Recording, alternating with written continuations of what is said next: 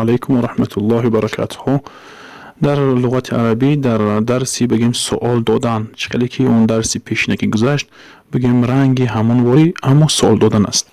اینجا میپرسد که این بیت محمودین، که این بیت عبدالله، در کجا هست؟ این را ما گذشته بودیم، بیت خانه میشد، محمودی که عبدالله نامی آدم هست.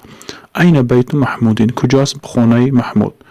اگر که درسای پیشینه به یاد ما باشد میگیم که قریب الی السوق. مثلا یکی دیگه میپرسد که کم رقم البیت، کم رقم البیت، چند هست رقم خانه اون؟ در اونجا اگر در ذهن ما باشد چی میگیم؟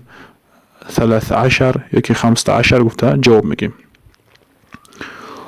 در سوال سیم که هل البیت کبیرون، هل البیت کبیرون، اگر که بچسبونم هل البیت کبیرون، آیا خانه کلان هست؟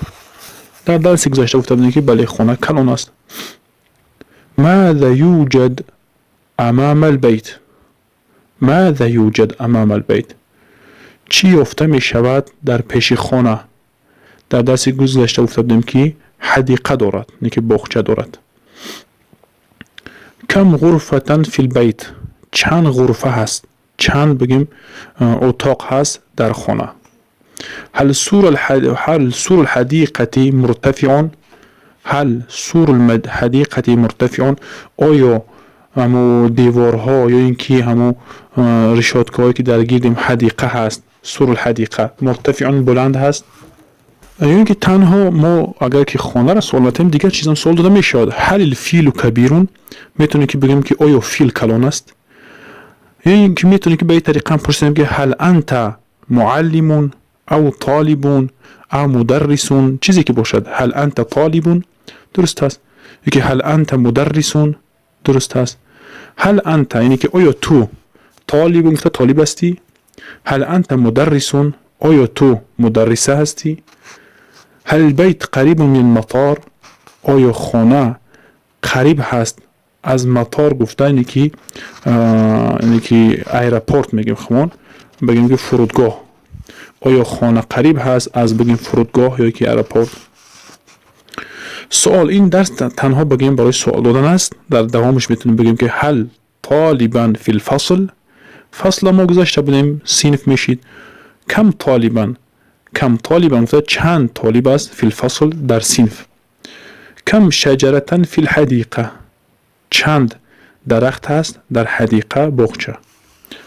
کم برتقالة فی الطبق، اگه پرسیدن بگیم چند برتقال هست، یعنی که با لغت تاجیکی برتقال افلیسون میشیده باشد، همین خیلی به معنای دیگه باید لغت تاجیکی قدر معلومات نداریم، اما برتقال یک بگیم میوه که افلیسون یا اینکه مندرین و همین خیلی یک میوه هست. کم برتقالا فی الطبق، چند برتقال است در طبق. کم سبورة فی الفصل، سبوره هم گذاشته بودیم ما در درسای گذشته، شما نظر کنید که کم سبورة فی الفصل چند یعنی که تخته صنف هست یا اینکه دوسکه میگیم. پرسیدن با ممکن است به این طریق که این الکتاب، کجا هست کتاب؟ این الجامعه، کجا هست جامعه؟ مثلا اینکه همون با لغت تاجیکی جامعه میشود، جامعه مثلا که دانشگاه یا اینکه جامعه هم جامعه میشود. این حدیقه الحیوانات، کجا هست حیوانات، حدیقه حیوانات، باغچه حیوانات یا اینکه زوپارک میگیم خمون چخی.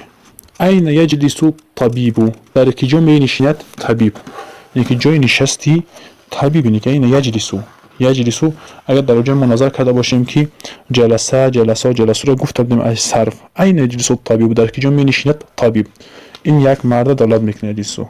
از طریقه انسان باید لغت عربیش چی کند که هوی شود، به تیزی بگیم گبزن شود، میفهمدگی شود. این کلمه رو وقتی که می نویسد و در همون حیات هر روزش استفاده میکند. و دیگر کس عربی باید زیاد گوش کند و بسیار بخواند، ان شاء الله به فضل الله هوی میشود ان شاء الله. السلام علیکم و رحمت الله و برکاته.